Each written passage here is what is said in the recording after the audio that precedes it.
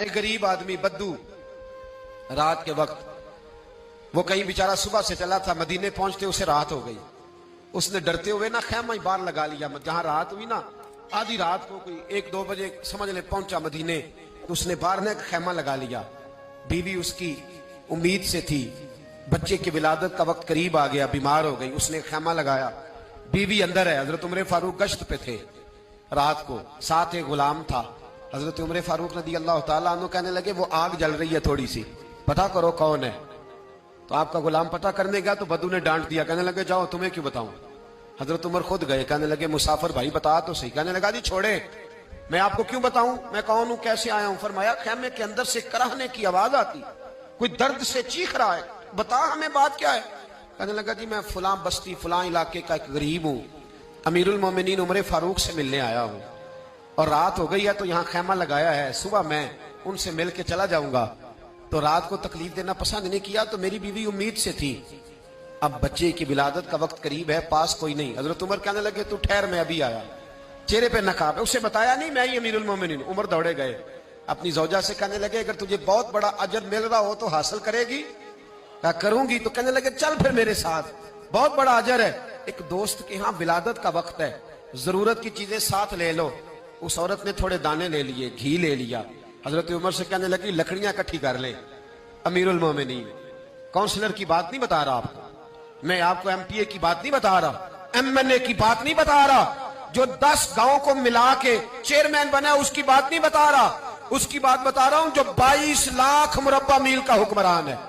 اس کی بات بتا رہا ہوں جو گلی سے گزرے تو شیطان رستہ ہی بدل جاتا ہے. اس کی بات بتا رہا ہوں جس کے بارے میں میرے مصطفیٰ کریم صلی اللہ تعالیٰ علیہ وآلہ وسلم نے فرمایا میرا عمر تو وہ ہے کہ 950 سال حضرت جبریل بھی اس کی شان بیان کریں تو عظمت ختم نہیں ہوتی. اتنا بڑا شخص. حضرت عمر نے لکڑیاں اکٹھی کی، اینٹوں کا روڑے لے کے چولہا بنایا، پہنچ گئے. آپ کی زوجہ کہنے لگی یہ تھوڑے دانے ڈالنے، گھی ڈالنے اور ایک لکڑی لے کے اس کو ہلائیں، تیار کریں. خود زوجہ اندر چلی گئی، حضرت عمر باہر پکانے لگے. وہ بدو کہتا ہے میں اس طرح کا ان کے ساتھ بہیو کرنے لگا جیسے کو کسی چوکیدار کے ساتھ نہیں کرتا. میں نے سمجھا یہ عمر نے چوکیدار رکھے آنے جانے والے مہمانوں کا. میں کبھی پانی کا پیالہ مانگتا، کبھی کوئی بات، عمر دوڑے جاتے، کبھی پانی لاتے. او مسلمانوں، او میرے رسول کے غلام عزیزو، حضرت عمر فاروق. وہ غلام کہتا ہے میں عمر سے کہتا، میں کہتا غلام پانی لا تو عمر دوڑ کے پانی لاتے. میں کہتا تجھے گھی پکانا بھی آتا ہے، پہلے بھی کبھی پکایا ہے؟ تو عمر فرماتے کوشش تو کر رہا ہوں. میں کہتا پہلے بھی کبھی تیری بیوی نے یہ کام کیا ہے؟ تو حضرت عمر کہنے لگے مجھے یاد نہیں، پوچھ کے بتاؤں گا. کہتے کیا رنگ تھا، کیا انداز تھا، کیا مصطفیٰ کی تربیت تھی، کیا انداز حضور نے سکھائے غلاموں کو.